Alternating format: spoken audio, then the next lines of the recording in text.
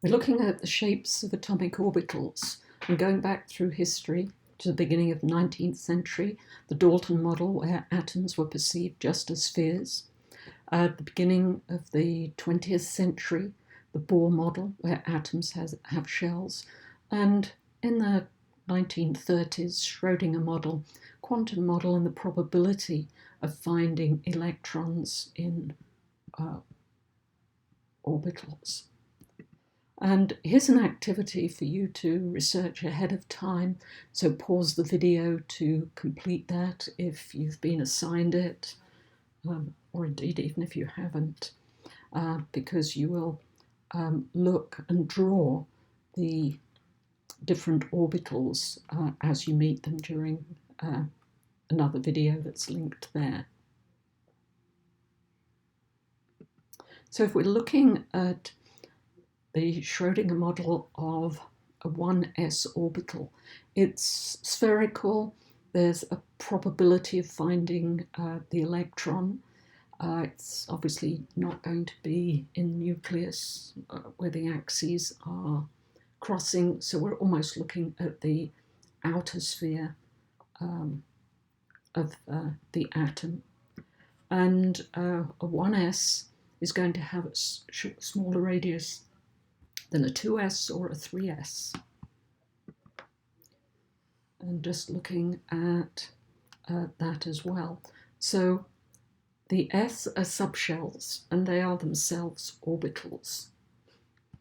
And so here, the cut-across model, you can see the layers of the 1s, then the 2s, and then the 3s. And each orbital, 1s or 2s or 3s, can only hold 2 electrons. And that's emphasized here, where that's the maximum number. You're going to fill up the inner shells first, and indeed the s orbitals are shown here. There should be a 2p as well between the 2s and the 3s. And if we're looking at some examples, the one on the left, hydrogen, a single electron in the 1s orbital. And for lithium, with an electron configuration of 1s2, 2s1, has a pair of electrons in the 1s orbital and a single electron in the 2s.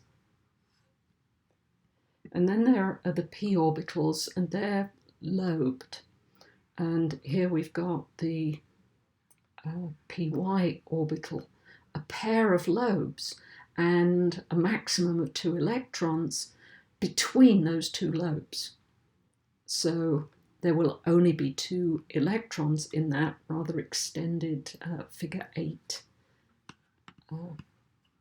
And other ways of looking at the pz orbital, here looking more at the probability of finding the electron.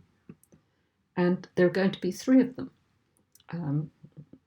Here, pz, px, py, and they will be superimposed on each other in a similar way to this, though they're perhaps a little more squashed. And if you then look at the highest probability, the widest portion of the lobes, it almost becomes a sphere, which may help you figure putting S with P, etc. And the 3 2p orbitals are going to have a smaller radius than the 3p orbitals. And if we're looking at electrons, and again in that figure 8 you can have a maximum of 2 electrons, but you fill them up one at a time, one in the px, one in the py, one in the pz, before you double up. And nitrogen here with 3 2p electrons is indeed going to have a single electron in each of the lobes as shown there. So it's electron configuration 1s2, 2s2, 2px1, 2py1, 2pz1. And a reminder at the bottom, there's no 1p subshell. And if we look at oxygen, which has 4 p electrons, you're going to double one of the orbitals, the p orbital numbers of electrons, and there'll be 2 singletons. And just do it essentially alphabetical.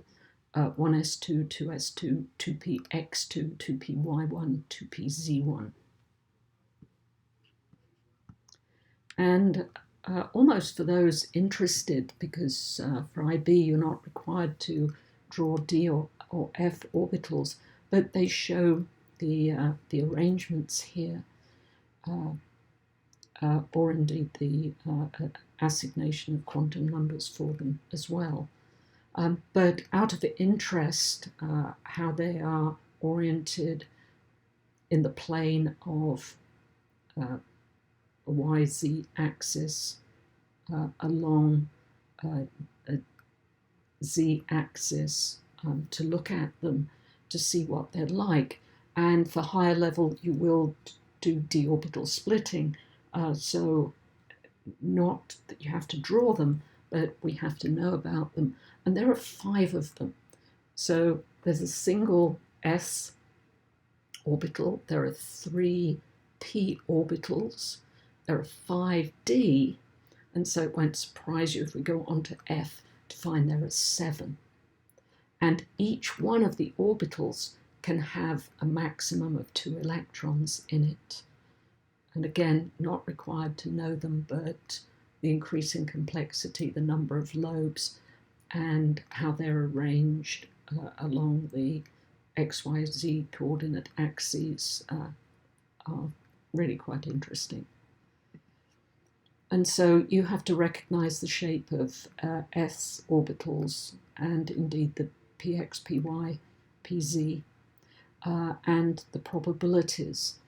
The s orbitals with their spherical shape and the lobed nature of p orbitals. And of course, the electrons and the arrangement of electrons determine how one atom will or will not interact with another atom. So knowledge of shapes of orbitals, electron configurations, is going to be crucial in helping us understand the nature of reactions. And that is a basis of chemistry.